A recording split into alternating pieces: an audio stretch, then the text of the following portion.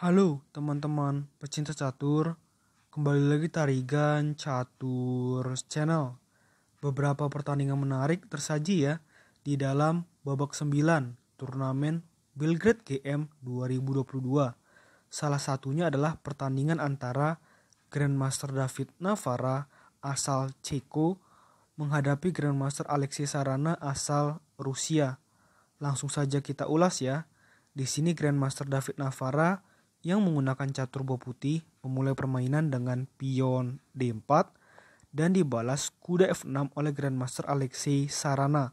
Ini adalah pembukaan pertahanan Hindia, pion C4, pion E6, dan kuda ke petak F3 yang menandakan permainan ini masuk ke dalam variasi anti-Hindia Nimzo di dalam pembukaan pertahanan Hindia, pion D5, dan kuda C3. Karena menolak ajakan pertukaran pion di posisi seperti ini, maka permainan masuk ke dalam pembukaan gambit menteri ditolak dengan variasi 3 kuda, lalu gajah ancam kuda, menteri skak di petak A4 sekaligus mengancam gajah, namun gajah ini masih aman karena ada langkah kuda C6, lalu pion E3, rokade pendek oleh hitam dan menteri mundur ke C2, benteng E8 dan gajah D2, gajah mundur ke F8 dan pion A3. Pion E5, ini situasi menarik ya. Terjadi ketegangan di petak pusat dan mulai ya terjadi pembongkaran, dimulai dengan pion pukul pion di petak E5, kuda pukul pion di petak E5. Biasanya dalam momen seperti ini putih akan melakukan kuda pukul kuda, tapi di sini putih mencoba hal menarik dengan pion pukul pion di petak D5, maka kuda pukul kuda memanfaatkan tempo skak, pion pukul kuda dan kuda pukul pion di petak D5. Otomatis di sini permainan akan sangat seru, terlebih putih belum rokade dan di sisi lain putih menciptakan ruang kosong di lajur G dan nanti tentu akan menyerang habis-habisan ke pertahanan set raja dari hitam. Jadi permainan ini akan sangat menarik mulai dari langkah ke 13 nanti. Pion H4, kuda pukul kuda di petak C3 dan gajah pukul kuda di petak C3. Menteri D5 ancam pion putih. Di sini saran dari analisa komputer adalah dengan gajah ke petak E2, tetapi di sini oleh Grandmaster David Navara diolah dulu ya dengan langkah menteri ke petak A4 dengan tujuan mengancam benteng hitam, gajah D7 sekaligus mengancam menteri ya. Selain dengan menghubungkan kedua benteng, maka di sini menteri putih punya petak untuk berpindah untuk melindungi pion putih ini dengan cara menteri ke petak F4, gajah D6 ancam menteri lagi. Ini kan sebenarnya kelihatannya situasinya sangat berbahaya. Misalkan menteri putih harus pindah, tetapi ada langkah paksaan dari putih yang membuat situasi permainan menjadi kembali stabil dengan gajah ancam menteri di petak C4. Kalau di sini menteri hitam kabur, jelas pion ini akan hilang, tentu saja dengan gajah pukul pion dan putih akan dapat benteng ya. Oleh karena itu, di sini akan terjadi pertukaran menteri dengan cara gajah pukul menteri di petak F4 dan gajah pukul menteri di petak D5, pion ancam gajah dan gajah mundur ke petak E4 yang mengharuskan gajah hitam kabur di sini ya. Gajah hitam mundur ke petak H6 yang merupakan langkah kurang tepat menurut analisa komputer dan rokade panjang oleh putih. Benteng D8 melindungi gajah, lalu pion H5, gajah E6, benteng pukul benteng di petak D8, benteng pukul benteng dan pion F4, pion ancam gajah dan gajah mundur ke C2. Gajah ancam benteng dan benteng pindah ke G1, lalu gajah E4.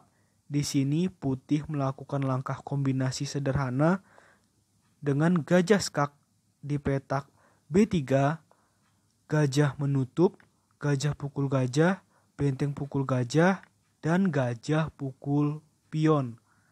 Luar biasa ini ya. Ini memaksa sehingga gajah pukul gajah, dan untuk mendapatkan gajahnya hitam maka putih melakukan langkah simpel dengan pion H6. Gajah hitam tidak bisa bergerak ya.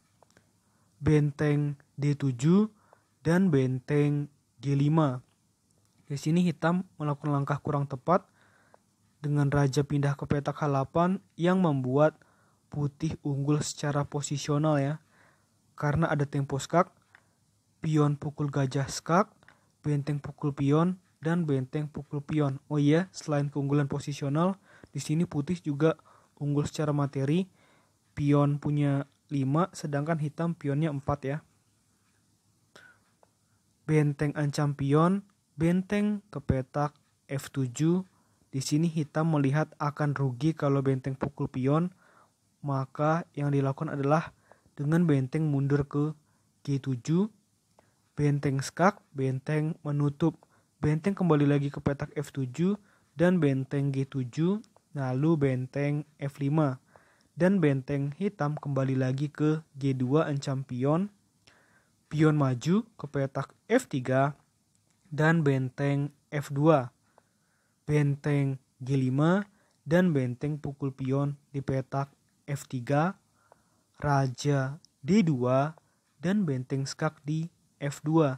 Di sini putih melakukan langkah raja ke petak D3, mengorbankan pionnya, tapi sebenarnya ini secara posisi putih sangat-sangat unggul plus 3,2. Jadi menurut admin Targan Catur ini sangat hebat ya dari Grandmaster David Navara, sangat menguasai teori ending, membiarkan misalkan pion-pionnya hilang, tetapi yang penting pada akhirnya menang. Pion ancam benteng dan benteng mundur ke G1, pion A5, raja E4, dan benteng pukul pion. Kita lihat di sini hitam punya 4 pion, putih punya 3 pion. Tapi uniknya posisi dari putih justru unggul plus 4,1. Jadi memang sangat luar biasa dari David Navara ini kalkulasinya. Pion F5 dan pion B5, pion F6 dan benteng F2 mengancam pion sehingga raja maju ke E5. Pion B4, pion pukul pion pukul pion, dan pion E4. Pion B3, raja E6. Pion B2 satu langkah lagi pion hitam promosi, namun tidak masalah. Ada pion E5. Pion C5, raja F7, benteng G2. Di sini mengorbankan benteng, tetapi kalau benteng pukul benteng maka pion promosi menjadi menteri, jadi tidak boleh ya benteng ini dimakan, maka benteng pindah ke H1 mengancam pion hitam di petak H6. Raja pindah ke H7 dan pion E6. Ini menarik ya. Ini sangat menarik. Pion C4, pion E7, benteng E2, dan akhirnya pion promosi menjadi menteri, benteng pukul menteri, raja pukul benteng. Pion C3, pion F7, dan pion C2. Kadang-kadang kita sebagai pemain catur takut ya apabila di sini ada posisi 2 pion hitam bergandengan akan promosi. Kita lihat kita bakal kalah. Tapi sebenarnya tidak demikian, karena di sini putih punya langkah bagus memanfaatkan tempo skak untuk mendapatkan kemenangan.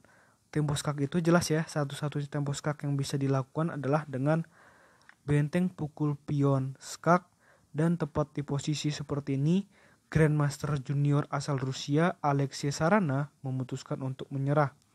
Karena jika permainan dilanjutkan, jelas di sini harus raja pukul benteng, dan akhirnya pion promosi menjadi menteri, dan ada tempo skak ancam raja. Misalkan raja ke sini, maka menteri skak lagi. Misalkan raja ke sini lagi, menteri skak lagi. Raja mau kemana misalkan? Raja mau ke sinilah biar tidak terkena ancaman skakmat ya. Maka menteri pukul pion di sini. Apalagi bisa lakukan misalkan langkah terpaksa ya, pion promosi menjadi menteri juga, maka menteri pukul menteri. Jelas, raja dan menteri menghadapi raja, putih akan menang mudah jika permainan dilanjutkan. Oleh karena itu, Grandmaster Alexis Sarana memutuskan untuk menyerah. Oke, menurut admin Tarigan Catur, video kali ini cukup. Nantikan video-video selanjutnya. Tetap Tarigan Catur Channel.